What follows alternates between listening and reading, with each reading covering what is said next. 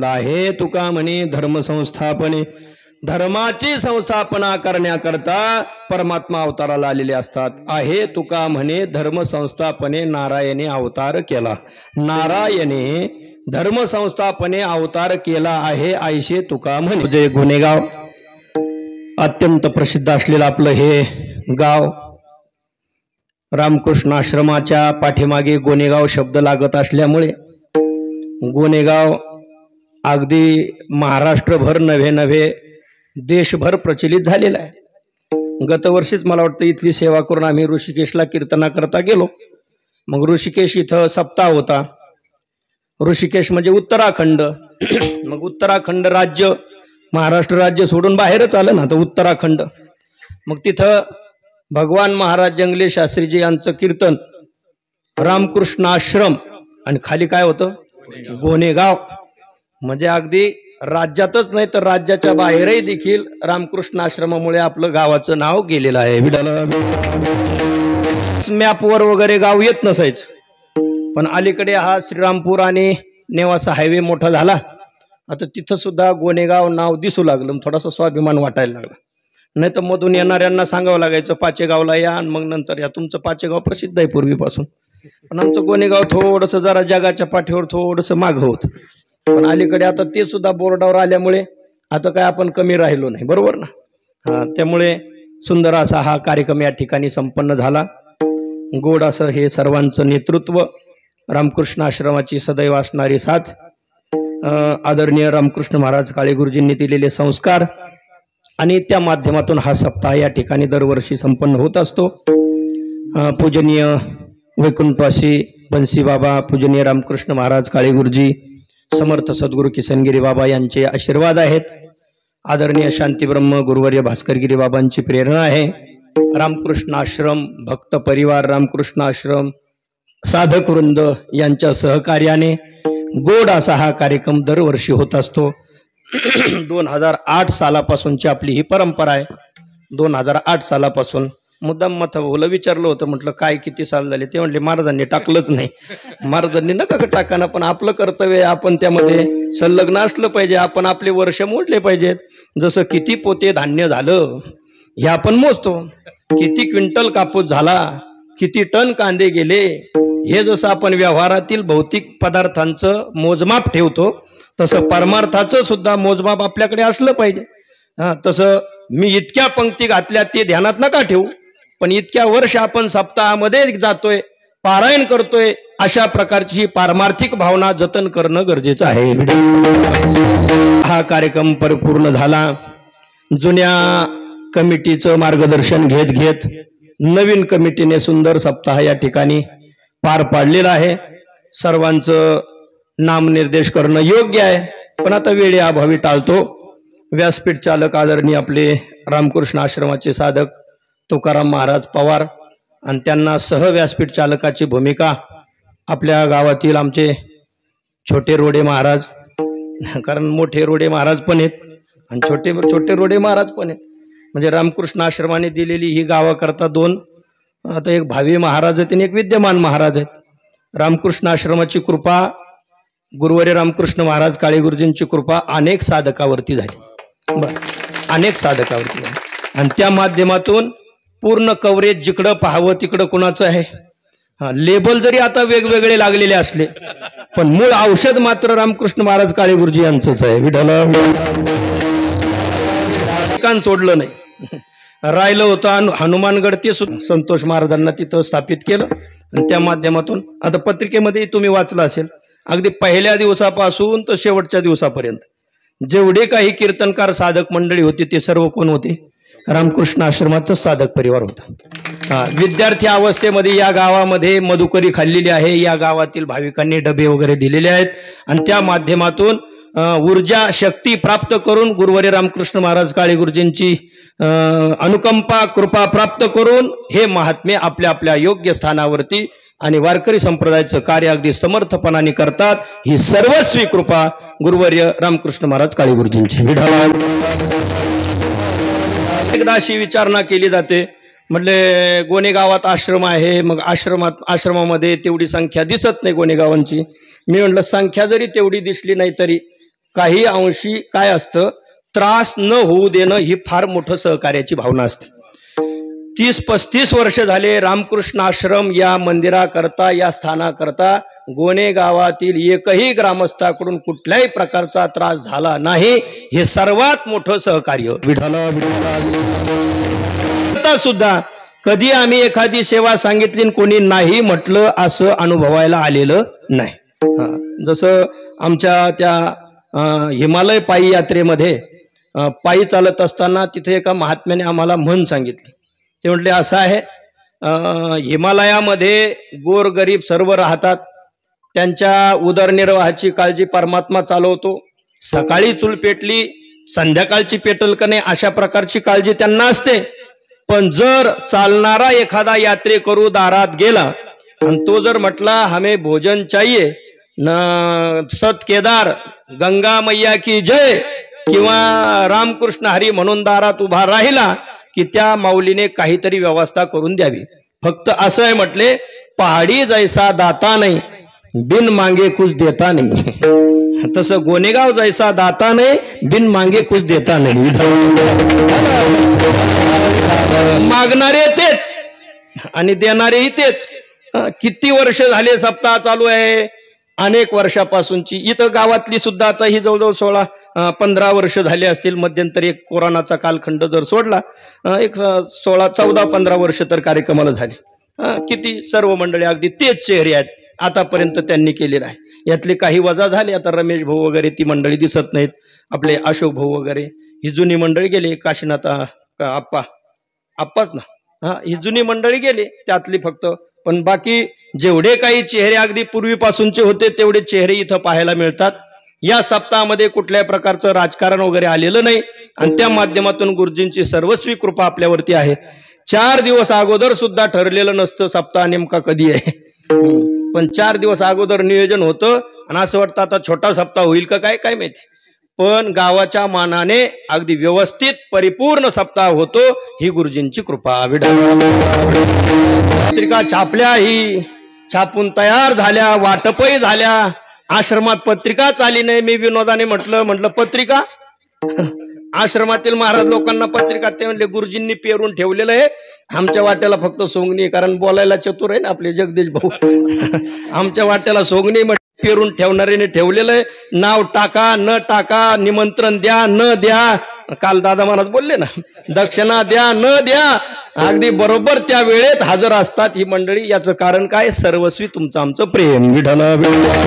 वादन आपल्या गावातील आमचे माऊली महाराज दिघे, चुलत्या पुतण्याची जोड अगदी पूर्वीपासून चालत आलेली आहे. राधू नाना चुलते, त्यांचा पुतण्या त्रिंबक भाऊ चुलते, त्यांचा पुतण्या बाळू महाराज चुलते आणि त्यांचा पुतण्या. चुलत्या पुतण्याची ही आता पुढची पिढी पाहू कशी कशी होती ते. पण आपल्यापर्यंत तरी टिकलंय. इथून पुढचं काय भगवान जाणे. विठ्ठला. गावच्या वतीने एक महाराज पिढी परंपरागत चालत आलेली ही परंपरा आहे. आता रोडे कुटुंबातही कोणी नसायचं पूर्वी, पण निलेश महाराजांच्या पासून आता परंपरा चालू झाली आणि पुढचं सुद्धा आऊत आता जवळजवळ जुंपलेलंच आहे. आप्पांची फार इच्छा असायची, म्हणले कोणीतरी एक आमचा तयारच करा, कोणीतरी एक तयार करा. संजीव भाऊंचा तो मुलगा काही दिवस राहिला, पण त्याचं प्रारब्ध कमी पडलं, त्याला घरी यावं लागलं. आता याचं प्रारब्ध आहे, कुठपर्यंत टिकतो काय माहिती. निपनाथ महाराज आणि आपल्याला 2-3 वेळेस जवळजवळ उपस्थिती कार्यक्रमामध्ये ज्यांची लाभली ते वारकरी संप्रदायाचे वजनदार व्यक्तिमत्व आदरणीय सीताराम महाराज मगर बाबा.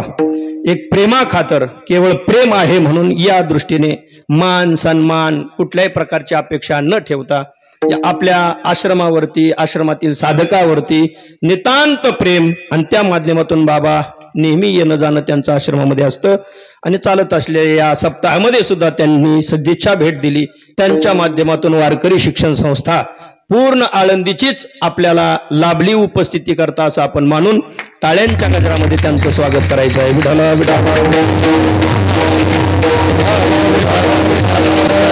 गावातील सर्व पक्षीय मंडळी, सर्व क्षेत्रातील सर्व मंडळी, सरपंच, उपसरपंच, माजी सरपंच, माजी उपसरपंच, मग काय नाते असतील, सदस्य, विद्यमान सदस्य, माजी सदस्य, शिक्षक वृंद, गावातील आबाल वृद्ध स्त्री पुरुष सर्वांनी आपल्याला आपल्या वाट्याला जी योग्य सेवा मिळेल ती सेवा या ठिकाणी संपन्न केली. म्हणून व्यासपीठाच्या वतीने सर्वांना आशीर्वाद व सर्वांना धन्यवाद.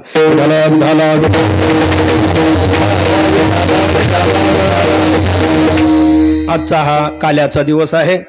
आजची 8व्या दिवसाची सेवा आहे. 8व्या दिवसाच्या सेवेकरता यावेळेस शाल घेऊन नाही, पण महाराज जे उपरणं वापरतात ते उपरणंच घेऊन उपस्थित असणारे आमचे संत सेवक बदाम महाराज पठाडे आणि चोपदार आमचे विधाटे भाऊ ते सुद्धा उपस्थित झालेले आहेत.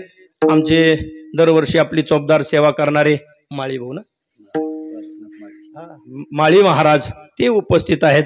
सुंदर साऊंड सिस्टीम आहे. दळे मंडप, हे दळे मंडप म्हणल्यानंतर आपल्याला काही जास्त डोकावं लागत नाही, सगळं काही अगदी व्यवस्थित होतं. रात्री पाऊस येऊ लागला, मी आवर्जून फोन केला, म्हटलं थोडासा जरा विरक्त महात्मा आहे, पावसाने मशिनरी भिजून जातील. याला फोन केला, म्हटलं ते घेऊ लागा, मध्ये जोरात पाऊस चालू असेल, कोणी लक्ष देणार नाही, जे ते आपलं आपलं पाहिजे. तिथं तसं काही घडत नाही. सर्व तरुण मंडळी अगदी धावले. मशनाला कुठल्याही प्रकारचा थेंब सुद्धा लागू दिला नाही. आलेल्या आपत्कालामध्ये आपण एकमेकाला सहकार्य कसं करावं हे शिकायचं असेल तर त्याकरता गोनेगावमध्ये यावं लागतं. विठ्ठलावरती कोणतंही संकट आलं की राजकीय भेद, जातीपातीचे भेद बाजूला ठेवून ही मंडळी एकत्रित येतात.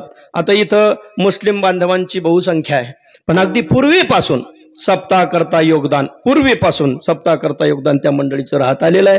आणि आपणही देखील ग्रंथाची मिरवणूक करत असताना आदर म्हणून 5-10 पावलं मौन होऊन मशिदीच्या समोरून चालतो. एका अर्थाने त्या मशिदीला केलेलं आपण ते वंदनच आहे. विठ्ठला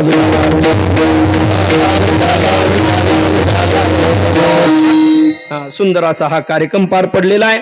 आजची काल्याची सेवा आमच्याकडे आलेली आहे. काला म्हटलं की भगवान श्रीकृष्ण परमात्म्यांच्या लीला सांगायच्या असतात आणि तशा प्रकारचं वारकरी संप्रदायाचं दंडक आहे.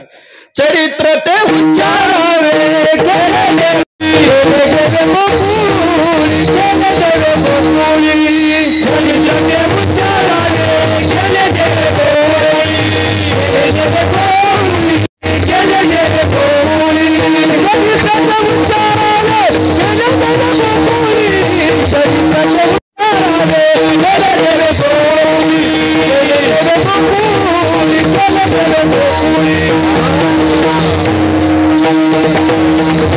चरित्र ते उच्चारावे केले देवे गोकुळी.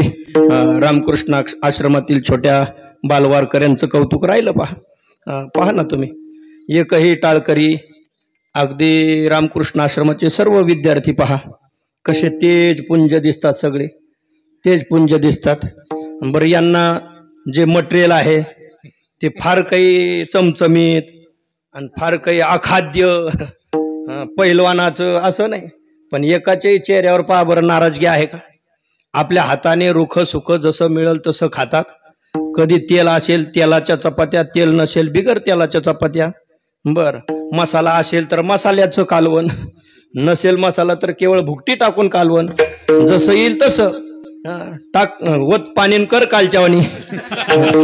पण तरी सुद्धा नको ते खाणाऱ्यापेक्षा अगदी सात्विक शाकाहारी भोजन करणाऱ्या या वारकरी मंडळींचे चेहरे पहा किती टवटवीत आहेत आणि किती सुंदर त्यांनी सर्व हरिपाठाचं नियोजन, सर्व सेवेचं नियोजन या माध्यमातून. आता एवढी जर टाळकरी इथं नसते तर आपलं कीर्तन उघड्यावर पडलं असतं की नाही? पडलं असतं. मग आता गोरगरीब घरची आपल्या आश्रमामध्ये येऊन साधनारत असणारी ही सर्व मंडळी, यांच्याकरता जोरदार टाळ्या सर्वांनी. एक भावना आम्ही पाठीमागं व्यक्त केली होती, म्हणजे दोन महिला माता भगिनी स्वयंपाकाकरता मिळाव्यात, पण आता गाव दूर असल्यामुळे बऱ्याचशा माता भगिनींची इच्छा असूनही त्यांचं येणं होत नाही.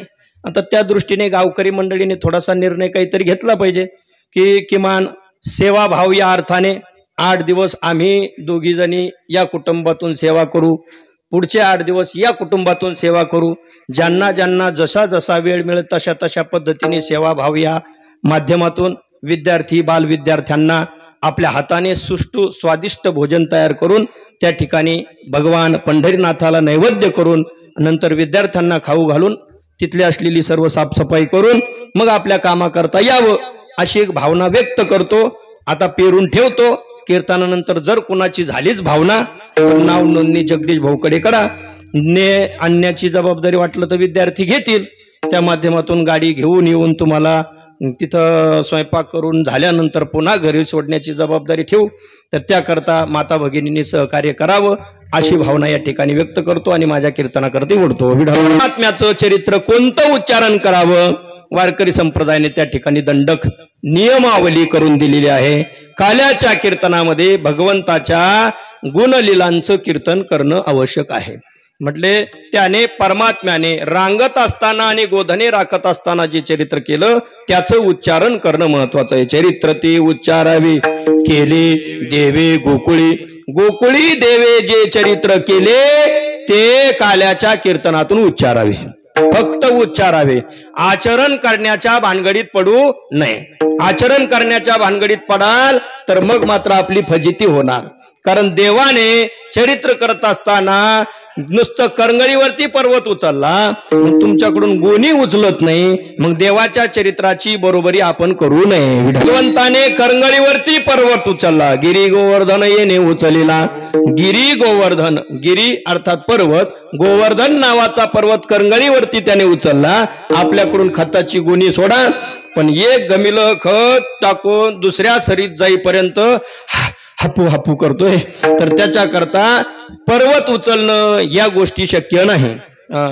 जळत असलेला काय देवे करी उचलली मेदिनी, तुमचेनी गोणी उचलवी. विठला देवाने करंगळीने आपल्या हाताने गिरी पर्वत उचलला, तुमच्याकडून गोणी उचलत नाही असं तुकोबरायांनी म्हटलेलं आहे.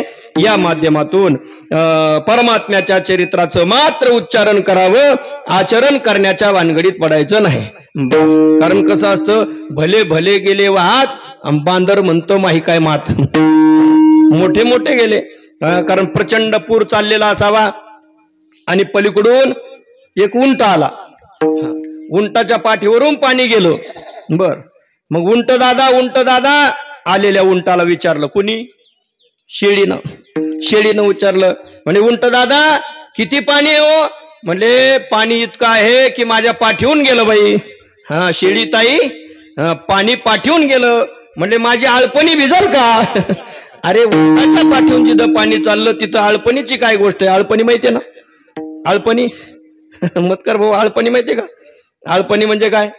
त्या करडाने दूध पिऊ नये म्हणून शेणाच्या किंवा त्या शेण गोमूत्र त्याचं कालवून एकत्र असं ते करून त्यामध्ये फडकं असं भिजवायचं आणि त्याचा अशी पट्टी त्या सडाला बांधायची. बर, मग त्याला म्हणतात आळपणी. आणि त्या पट्टीतही पुन्हा केकतडाचा किंवा येड्या बाबळीचा असा काटा लावून द्यायचा. लयच आचपळ असलं तर काटा लावावा लागतो, जरा गरीब असलं तर मग काटा लावायची काही गरज नाही. बरं, त्याला काय म्हणतात? आळपणी.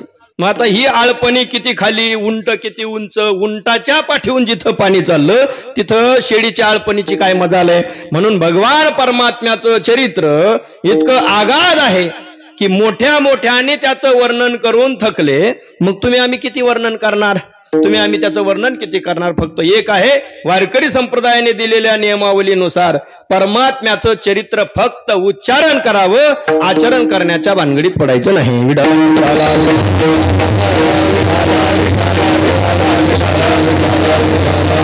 भगवान परमात्म्याचा अवतार कसा झाला त्याची चरित्र कथा श्रवण करण्याकरता श्रावण महिन्यातील जन्माष्टमीच्या कीर्तनामध्ये श्रवण करावी लागते. मग त्याकरता रामकृष्ण आश्रम इथे चालू असलेल्या ज्ञानेश्वरी पारायणाकरता यावं लागतं. मग 7 दिवस कीर्तन होतात. 7व्या दिवशी रात्री कीर्तन असतं 10 ते 12. जन्माष्टमीच्या दिवशी 10 ते 12 कीर्तन असतं.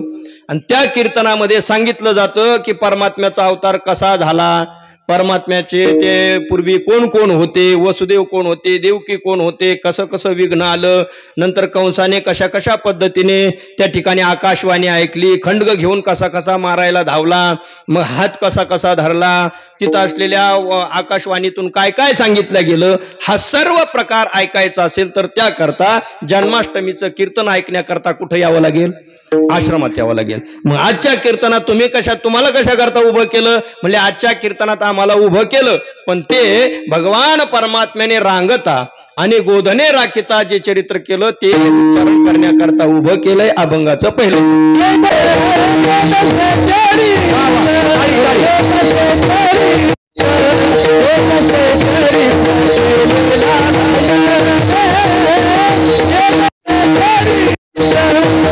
चरित्र केले नारायणे रांगता गोधने राखिता हे दशे सुरुवातीला म्हणत असताना हे दशे नाही मग ये दशे, या दशेमध्ये देवाने चरित्र केलं.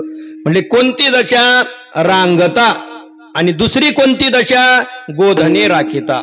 या दोन दशे जे चरित्र केले ते चरित्र आपण उच्चारण करावे. विठाला विठाला. म्हणजे मग काल्याचं कीर्तन आहे, मग चरित्र कुणाचं वर्णन करायचं?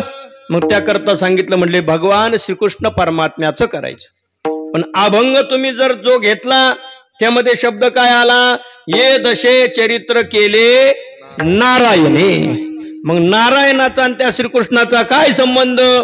नारायणाने चरित्र केलं ते उच्चारण करायचंय का श्रीकृष्ण परमात्म्याने चरित्र केलं ते उच्चारण करायचंय?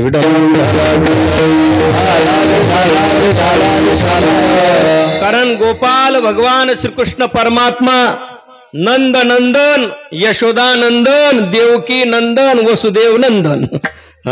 कारण कोणी म्हणते वसुदेवाचा, कोणी म्हणते नंदाचा, ठावची नाही बापाचा. नेमकं कोणता बाप आहे हे कळणं शक्य नाही. हे कळणं शक्य नाही. हे पहा, अनंत असणारी ब्रह्मांड ज्याच्या उदरामध्ये आहेत तो असणारा सर्वांचा पितामहाचा पिता परमात्मा तो सुद्धा यशोदेला माता म्हणतोय. विठाला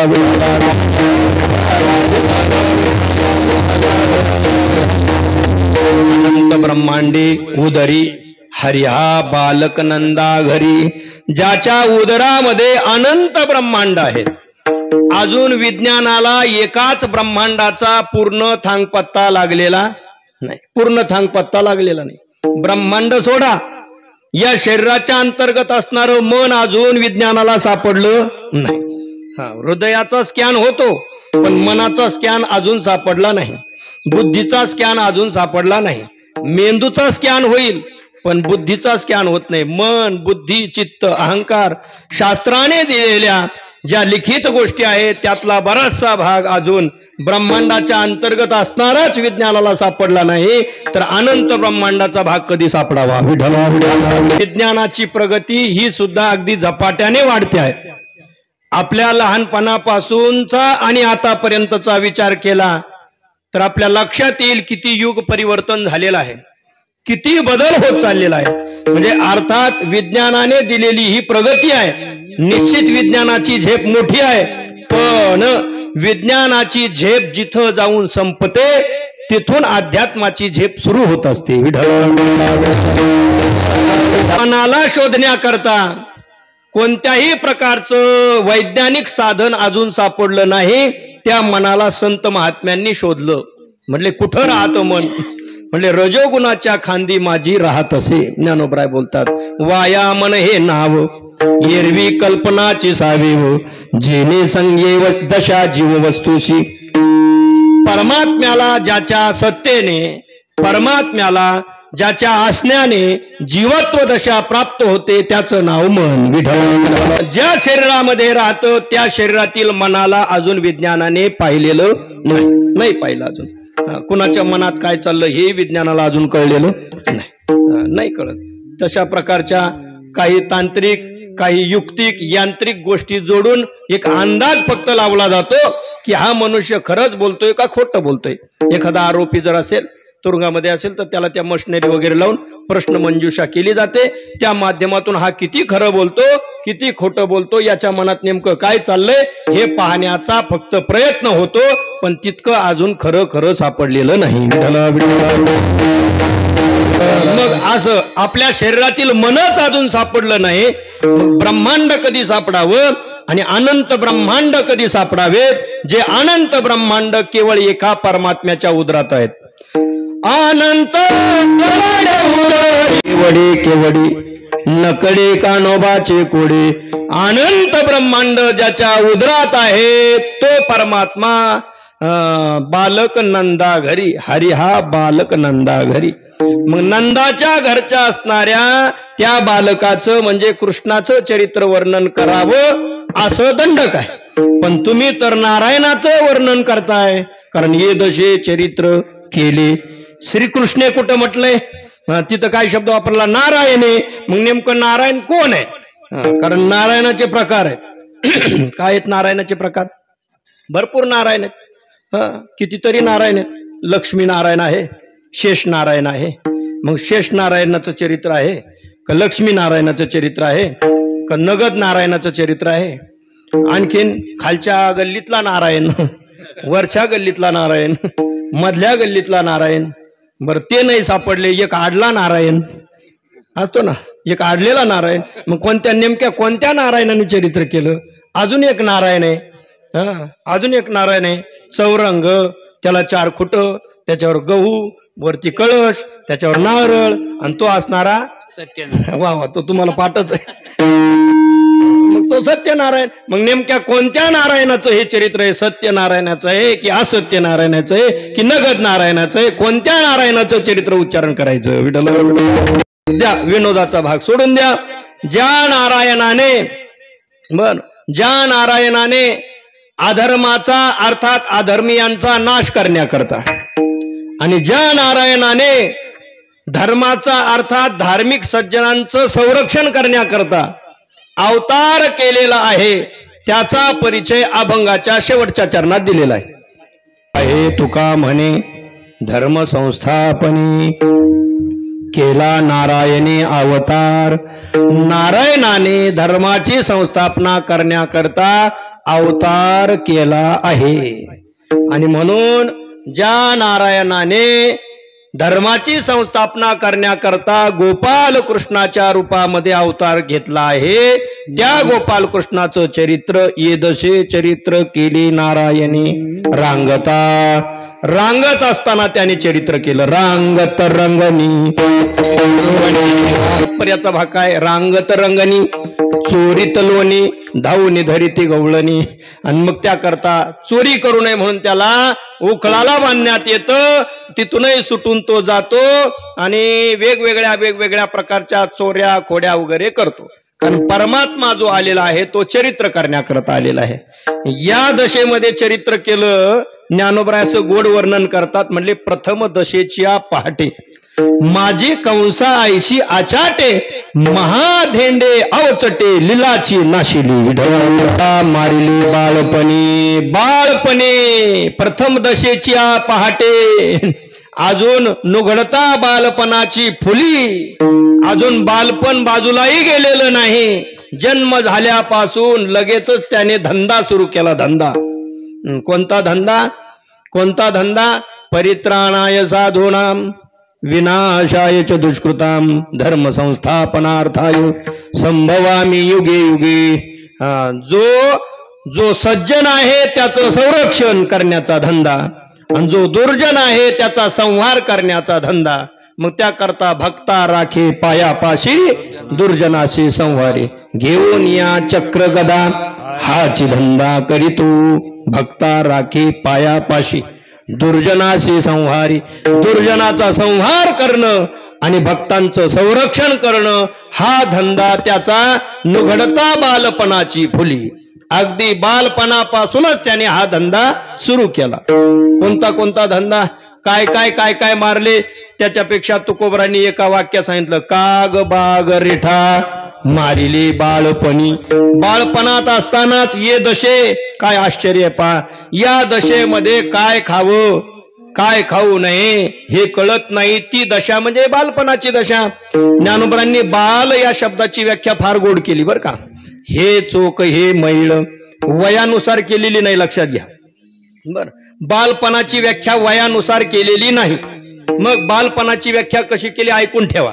बर, ज्ञानोबराय बोलतात, ज्ञानोबरायांनी म्हटलेलं आहे, म्हणजे या जन्माला आल्यानंतर जो कोणी हे शुद्ध आहे हे अशुद्ध आहे हे ज्याच्या लक्षात येत नाही, जे दिसेल ते केवळ मुखात घालण्याचा प्रयत्न करतो, त्याचं नाव बालक.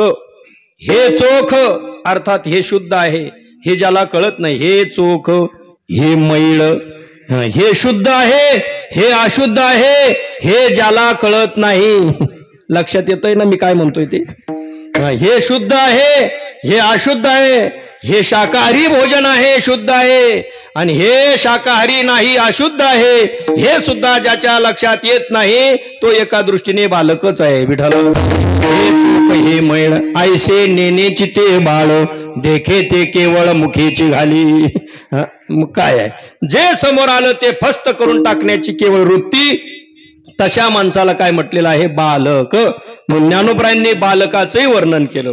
वयाच्या दृष्टीने बालकाची व्याख्या नाही. छोट मुलंही पहा, असं रांगत असताना चालतं, पुढे काय पडलेलं आहे त्याला कळत नाही. मग आता मृदंग वाजून खाली पडलेली कणिक आहे त्याच्या लक्षात येत नाही, पण ही कणिक जणू काही शुद्ध आहे समजून मुखात घालण्याचा प्रयत्न करतं. एखादी चप्पल जरी पडलेली असली ती चप्पल घेऊन चाटण्याचा प्रयत्न करतं.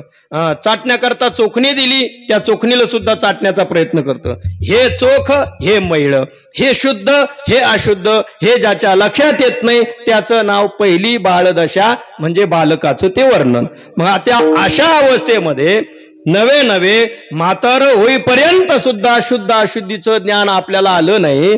अशा बालपणाच्या अवस्थेमध्ये भगवान परमात्म्याने रांगत असताना आणि गोधने चारत असताना अगणित लीला केल्या, त्या लीलांचं वर्णन करणं महत्वाचं. ईशा गवळणी त्या बोलती परस्परी, त्या गवळणी एकमेकीमध्ये चर्चा करू लागल्या. म्हणले याने काय काय केलं? करी गिरी गोवर्धन येणे उचलिला, जळत ओनवा वो मुखेची प्राशिला, कालिया महासर्पनाथोनी आणिला. त्याच्यात एक राहिलं, भक्षिणी मृत्तिका दाविली वदनी भोने हो, त्यातलं ते शेवट होतं. भक्षिणी मृत्तिका वदनी दाविली भोने हो. शेवटी ज्याचं त्याला गाढव वझाला. कोण दुसरा इथं उपयोगी येईलच असं सांगता येत नाही. श्री गुरुची कृपा आणि असलेली शास्त्र कृपाच उपयोगाला आली तर येते, दुसरा कोणाचा भरोसा धरून चालणार नाही. परमात्म्याने केलेल्या सर्व बाललीलांचं वर्णन त्यामध्ये आहे. नुगडता बालपणाची फुली, अजून मोठा वयाचा झाला नाही तेवढ्याने त्याने कपट्या मामळ भट्टा दिले पिढेदान. काय गोड वर्णन आमचे वैद्य बाबा सांगायचे. म्हणले कपट्या मामळ भट तो आला, भविष्य सांगणार, भविष्य सांगणार. कारण कंस चिंतेमध्ये, कंसाची चिंता वाढलेली त्याने पाहिली. म्हणले कंस महाराज काय झालं? म्हणे काय महाराज म्हणता, काय राजा म्हणता? आमची बहीण पुतना तिथं पाठवली, तिथं ती कशाने गेली काही समजलं नाही. तिला कोरोना झाला का अटॅक आला, नेमकं काय झालं काहीच पत्ता लागला नाही. पण तिचा वध झाला एवढं मात्र खरं आहे. पण ती काही सहजासहजी मरणारी नव्हती हो. कसं काय मेली त्या चिंतेत मी आहे. पण ज्या पोराला मारण्याकरता गेली ते पोरगही जिवंत आहे म्हणतात. मग त्याचा काटा काढायचा आहे. म्हणजे काळजी करू नका, मी विडा उचलतो, काट्याने काटा काढतो. कोण म्हटला? महाबळ भट. महाबळ त्याचं नाव, पण त्याने भटजीचं रूप घेतलं म्हणून त्याचं नाव महाबळ भट. मोठा बलधारी होता, त्याने रूप घेतलं. त्याकरता काय केली? अगोदर न्हावी महाराजांच्या दुकानात गेला, तिथं जाऊन चप्पी केली, मोठी शेंडी ठेवली. शेंडी थोडी आपरी वाटू लागली. मग गंगावनाच्या दुकानात गेला, मोठं गंगावन चुटकून चुटकून शेंडी मोठी केली. मग नंतर पुजाऱ्याच्या दुकानात गेला, तिथून जानवं घेतलं. म्हटले हे बारीक जानवं आहे, थोडं जाड द्या. मग चांगल्या सोलीचे 3 पदर घेतले जानवं म्हणून. नंतर कापडाच्या दुकानात गेला, तिथं जाऊन मग हे नको धोतर, ते नको धोतर. म्हणले चांगलं रुंद काठाचं द्या. मग चांगला चटई सारखा काठ, जुन्या काळात त्या माता भगिनी चोळी वगैरे लिहायच्या ना, अगदी त्या चटई काठ त्याला म्हणतात. मग तितका रुंद काठाचं धोतर घेतलं. आणि मग पोथी घेतली, बगलात पोथी घेतली, एका बगलात झोळी घेतली. भविष्य बघणार, भविष्य बघणार, आणि आवाज येत चाललेला आहे. आता भविष्य बघणार म्हटलं की मग सर्वांना उत्सुकता. ज्याच्या भविष्यातले आता 5-10 वर्ष शिल्लक राहिलेत त्याला सुद्धा भविष्य पाहायची हौस. म्हणजे आता निम्म्या गौऱ्यापेक्षा जास्त गौऱ्या मसनात गेल्या. आता भविष्य पाहून होणार काय? अहो आमच्याकडे एक महात्मा आले होते, सध्या उत्तर काशीला असतात हिमालयामध्ये. मग तिथं बर्फाच्छादित असल्यामुळे काही दिवस ते महाराष्ट्रामध्ये येतात. मग आश्रमामध्ये येतात, दरवर्षी येतात. आलेले होते. मग त्यांना सहज एका महात्म्याने विचारलं, म्हटले महाराज तुम्ही सकाळी उठता, स्नान करता, आपलं गप्प बसताय, पुढचं काही विचार करताय का नाही? भविष्याच्या विषयी काही चिंता तुम्हाला आहे का नाही? भविष्याची चिंता करावी. सकाळी उठलं की बास उन्हाला बसताय म्हणे, काही काम नाही, धंदा नाही, काही चिंतन नाही, काही मनन नाही. काही चिंता पुढच्या भविष्याची करताय का नाही? त्यांनी फार गोड उत्तर दिलं. त्यांनी सांगितलं, हे पहा, हिंदीतून ते बोलायचे. त्यांना प्रश्न असा विचारलाय, आगे का कुछ सोचा है क्या नहीं? त्यांनी सांगितलं, आगे का क्या सोचना है? अभी तक जो सोचा है वो हुआ नहीं. अभी तक जो सोचा वो हुआ नहीं, तो आगे का क्या सोचना है? आतापर्यंत जे जे चिंतन केलं तसं झालंच नाही, चिंतन केल्याच्या विपरीतच झालं. 15 पोते व्हावे म्हटलं की 5च पोते, 10 पोते होतील असं म्हटलं की 2च पोते. अरे आतापर्यंत जे काही भविष्यात चिंतन केलं, भविष्यात असं होईल, भविष्यात तसं होईल, पण तसं काही होताना दिसलं नाही. म्हणून आगे का कुछ सोचा नहीं, हम सोचते नहीं, खाली खाली बैठे रहते. वर्तमान में जीना यही जीवन है.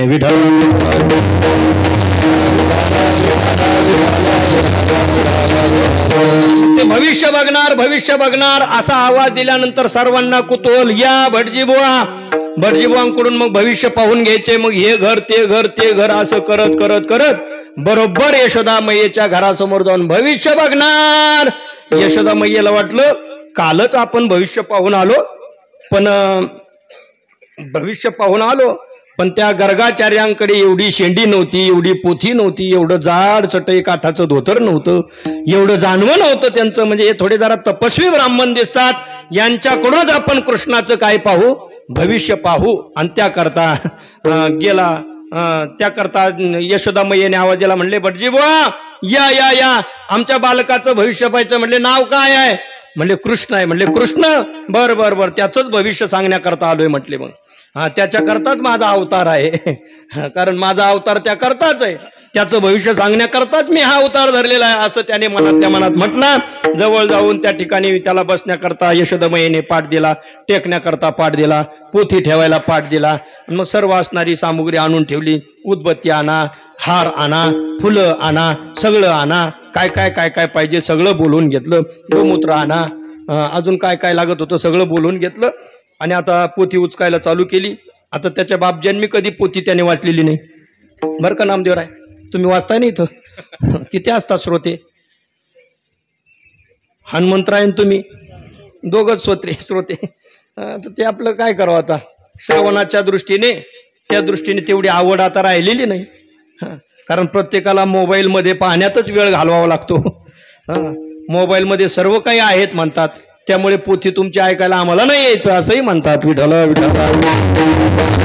पोथी कशी धरायची काही माहिती नाही, धरली भविष्य सांगायला चालू केलं. म्हणले, यशोदा म्हणले, याचा मूळ नक्षत्रावर जन्म आहे, हे कार्ट मोठं झाल्यानंतर संपूर्ण कुळाचा नाश करणार, अनेक विवाह करणार आहे, याला ठेवू नको. माझा एक सल्ला आहे, एक मोठं खड्डं घे. त्या काळात जेसीबी नव्हता, पण मोठं खड्डं घेऊन त्या खड्ड्यात याला पुरून टाक. आता असं भविष्य सांगितल्यानंतर कोणत्या आईला बरं वाटेल? बरं सांगा बरं तुम्ही, कोणत्या आईला बरं वाटेल? बरं वाटेल का? बरं वाटणार नाही. पण वाईट वाटलं. पण भटजीबुवा काही मागं बोलता येत नाही, कारण तसं संत महात्म्यांनी सांगून ठेवलंय. देवा संत वृंद नमस्कारी जे का घडे तरी पूजिजे, हे वाचोने काय निंदीजे स्वय वाचा. ब्राह्मणाची, संतांची, महात्म्याची निंदा आपल्याकडून होता कामा नये. घडली तर सेवा घडू द्या, नाही सेवा करता आली करायची नाही, पण कमीत कमी निंदा तरी करायची नाही. का निंदका पाशी वसती अशेष पापे. म्हणून यशोदा मैयेने निंदा वगैरे चाडी टाकली आणि काही न बोलता गुमान फक्त सांगितलं, भटजीबुवा काय हरकत नाही, जसं सांगितलं ते भविष्य आम्ही स्वीकार करतो, पण जाता जाता दक्षिणा घेऊन जा. पुढं कृष्णाला ठेवलेलं. कृष्णाने विचार केला, म्हटले, आई किती भोळी आहे तू, भविष्य तुझं पाहिलं का माझं? मग दक्षिणा तू देणार का मी देणार? म्हणले, बर. आता कृष्णाने मनातल्या मनात तिकडं, तोपर्यंत यशोदा मैया आतमध्ये जाते काहीतरी धान्य वगैरे आणण्याकरता, तोपर्यंत याने बर बर बर हा कशासाठी आलेला आहे? म्हणजे काट्याने काटा काढायला आलेला आहे. मग याचा सुद्धा आता काट्यानेच काटा काढायचा. याला दक्षिणा द्यायची, पण हाताने द्यायची नाही. मग तिथं बसलेला, ज्या पाटावर बसलेला होता ना, त्या पाटाला आज्ञा केली, उचला. खालून क्रेन नाही, कुठलं काहीच नाही, पण ते निघालं वरती पाठ. असा वरती जाऊन थेट आढ्याला, जे पाटाना पाठ बाजूला झाला की भटजीबुवा इतक्या द्वारात असाच आपडला. थांबा ना, हा, उचंडीला पाटण दिला पाठीवरी पाठ. नाही, विटंबीला भट येते. विटंबीला भट दिला पाठीवरी पाठ. हा, विटंबीला भट दिला पाठीवरी पाठ. आता पाठीवरचा पाठ आता होता, अगोदर खालचा पाठ झाला, पण पाठीवरचा पाठ अगोदरच आला. विठ्ठल मागच्या पाठाला आज्ञा दिली, म्हटले जा माग. म्हणले किती माग? म्हणजे हनुमंतराय नाही नाही नाही, जाऊ द्या ना खुपटीच्या तिकडं. हा, खुपटीच्या पूर्ण नेवाशापर्यंत जाऊ द्या. पाठ तिथपर्यंत गेला आणि तिथून निघाला कचरे पाटील. तिथून पाठ निघाला जे सर पाठ इतक्या जोरात. मग तोंडावर पडला, पोथीला लागते, पानं चिटकले, पानं अस्तव्यस्त झाले. म्हटले ही जरा वेगळीच दक्षिणा दिसते. आजपर्यंत दक्षिणा पाहिली होती 11 रुपये, वला नारळ, कपाळभर बुक्का. पण म्हणले ही वेगळीच दक्षिणा दिसते, आता हे नको. चला चला चला म्हणली, इथून पळालं पाहिजे. म्हणून पोथी घेऊन पळायला लागला. तोपर्यंत घरातल्या बाकीच्या सर्व वस्तूंना आज्ञा दिली. लाकडाच्या वस्तू अगोदर निघाल्या. जसं पाटाचा नंबर झाला, मग नंतर काठवटीचा नंबर लागला. मग घरातल्या काठवटी, लाटणे, पोळपाट सगळे नंबर सर, जिथं जागा मिळेल तिथं रापा. या पद्धतीने नंतर कोपऱ्यातलं मुसळ. म्हटलं अरे भटजीबाला दक्षिणा द्यायची ना, आपण कुठपर्यंत गप्प बसायचं? कारण त्याला सवय, जे येईल त्याचा भोगा करायचं. कोणाला सवय? मुसळाला. त्याने उखळाशी गाठ आपली नेहमी झाली, पण आज उखळच करतो याला. कोणाला? जे निघाला महाराज मुसळ, मग त्याने ठाईची चालू केली. त्याने विलंबित मात्रा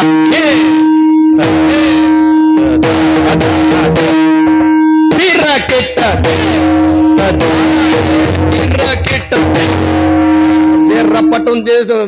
आता त्या मुसळाचा मार म्हणजे साधी गोष्ट आहे. मुसळाचा मार खाऊ लागल्यानंतर म्हणलं बाप रे, आता काही जिवंत राहत नाही. तोपर्यंत चमचे, पळ्या, उलथणे, घरातल्या सगळ्या स्टीलच्या, इतर धातूच्या गोष्टी, मग चमच्यांचे प्रकार, गोल चमचा, चिपट चमचा, अजून काटेरी चमचा, माग जाड दांडीचा चमचा, पुढे बारीक चमचा, वेगवेगळे चमचे, पुढे मोठा पाळा. सगळ्यांनी आपले आपले नंबर लावले. काटेरी चमचा असा बुंग बुंग बुंग बुंग बुंग बुंग पळले. बाप, आता निघावं लागल म्हणला. मग तेवढ्यातून आपलं पंचांग घेऊन पळायला लागल्यावर दारात अंगणात टाकलेली बाज म्हटली भटजी बुवा चहा पाणी घेऊन जा, चहा पाणी घेऊन जा. बाज आडवी झाली. त्याला वाटलं ही बाज काहीतरी दक्षिणा देईन म्हणून उडी मारायला लागला. एका जानवर, एका माच्या धोतर.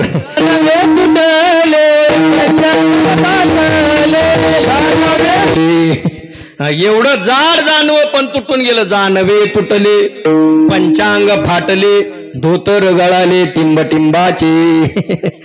मग असा पळाला, वैद्य बाबा म्हणायचे, असा पळाला, चिंग चिंग चिंग चिंग चिंगाट पळाला.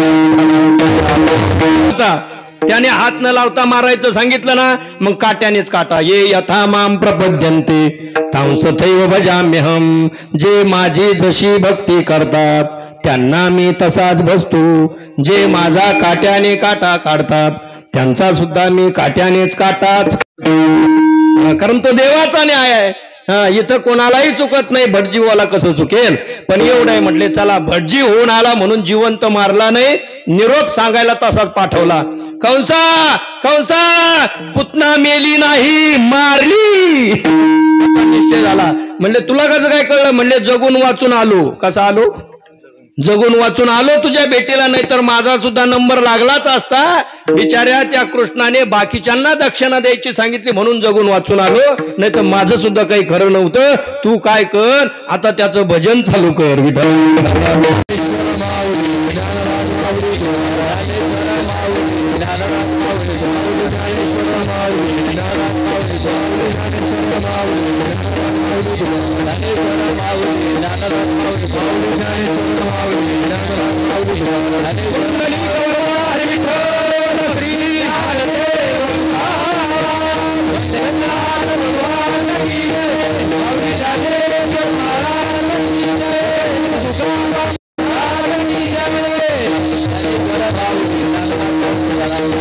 चरित्र केले नारायणे, रांगता गोधने राखिताय. माझी वाणी तुझे वर्णे गुण नाम ऐसे दे प्रेम काही कळा. हे सोंग सारिले या रूपे अनंते पुढे बहुत कन्या आहे तुका म्हणे धर्म संस्थापने केला नारायणे अवतार माझी वाणी तुझी वर्णी गुणनाम ऐसे दे प्रेम काही कळा. भगवान गोपाल कृष्णाने सर्व असणाऱ्या बालगोपाळांना गोड असा हा काल्याचा आनंद दिला. त्यांच्या त्या चरित्राच्या माध्यमातून वारकरी संप्रदायाची परंपरा या काल्याच्या कीर्तनातून त्यांच्या या बाललीलांचं वर्णन केलं. म्हणजे या दहीहंडीत असलेला जो काला आहे, शिंके लाविले दुरी होतो तिघाची मी उरी वरी तुम्ही वारे दोहीकडे मुख पसरोने गडे वाहती त्याने हाती टोका अधिक उन्हेने दिये का. असा हा गोड काला चरित्राच्या माध्यमातून त्याच्यावरती संस्कार होतात. तिथं असलेले लाह्या मुरमुरे दही, पण त्यामध्ये चरित्राचे संस्कार झाल्यामुळे गोपाल कृष्ण परमात्म्याने रांगत असताना आणि गायी चारत असताना जो काला केला त्याच काल्याचा आविष्कार या दहीहंडीमध्ये होतो.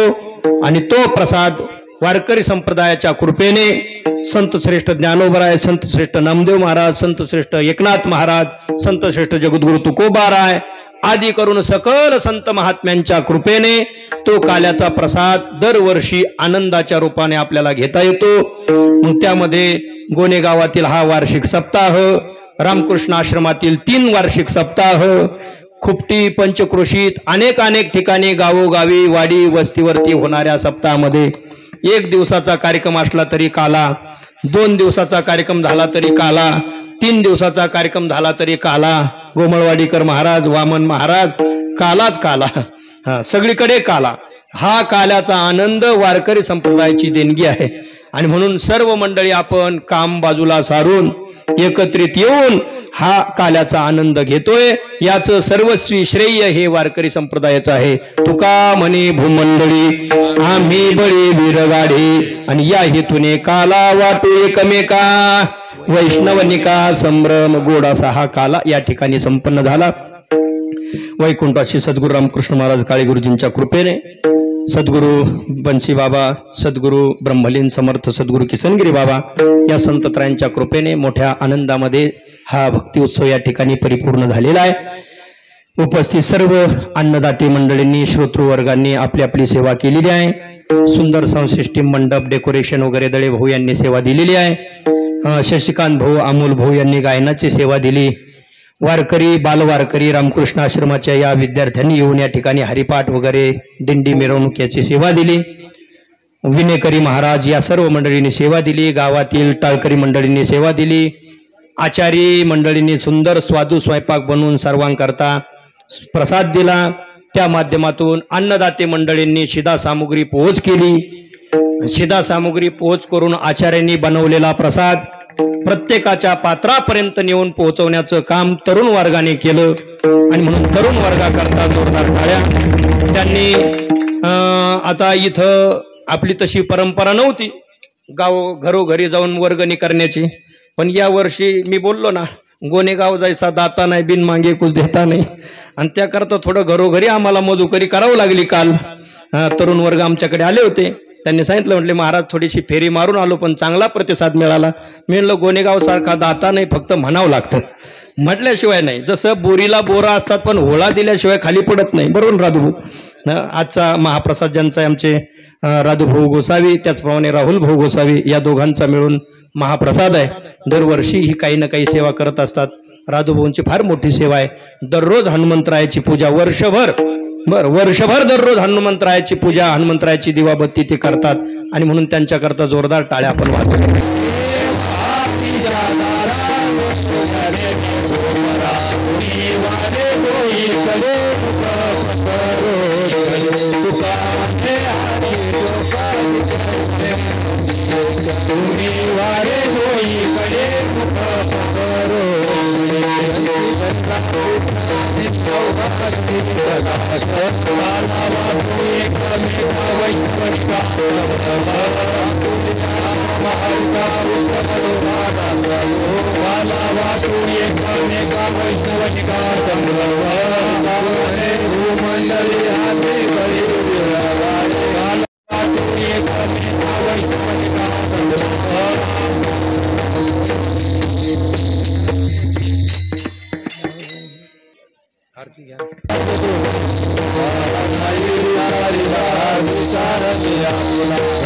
समागम